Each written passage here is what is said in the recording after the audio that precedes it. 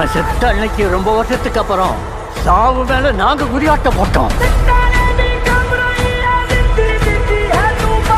அவன் கத்தி வீசின வேகத்துல ஒரு புயலே உருவாகிச்சு சார்.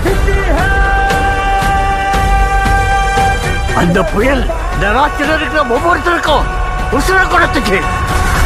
உங்களுக்கு ஒரு யோசனை சொல்றேன், நீங்க மட்டும் அவன் குறுக்க போயிடாதீங்க சார்.